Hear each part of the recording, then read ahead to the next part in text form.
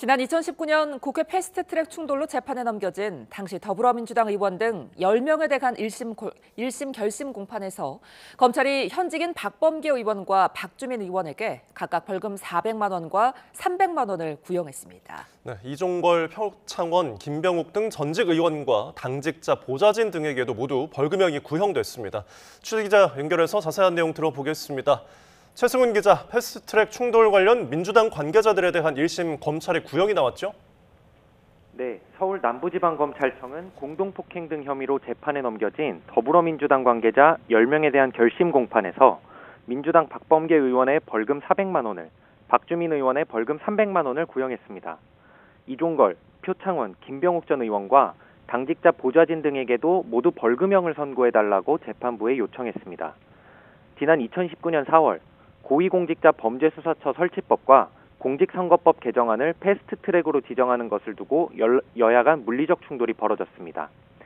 민주당 의원과 관계자 10명은 국회 의안과와 회의장을 가로막은 당시 자유한국당 의원 및 당직자 등과 몸싸움을 벌이고 다치게 한 혐의 등으로 재판에 넘겨졌습니다.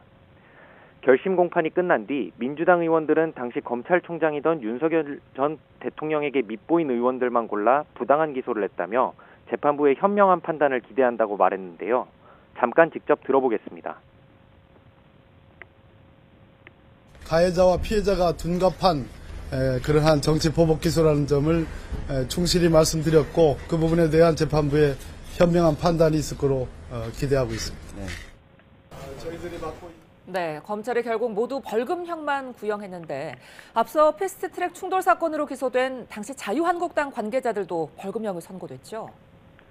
네, 앞서 검찰은 당시 자유한국당 원내대표였던 국민의힘 나경원 의원 등 26명에 대한 재판에서 현직 의원 6명 중 5명에게 의원직 상실형을 구형했습니다.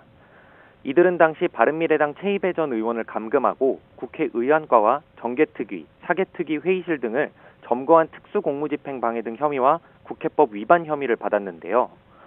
법원은 이들이 사익 추구 목적이 아니라 정치적인 목적으로 범행했다는 점 등을 고려해 모두에게 벌금형만 선고했고 검찰은 항소하지 않았습니다.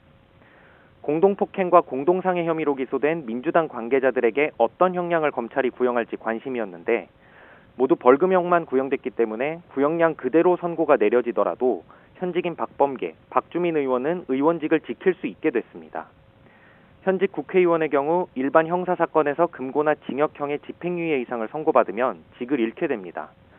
법원은 다음 달 19일 이들에 대한 선고 공판을 열 예정입니다. 지금까지 사회부에서 YTN 최승훈입니다.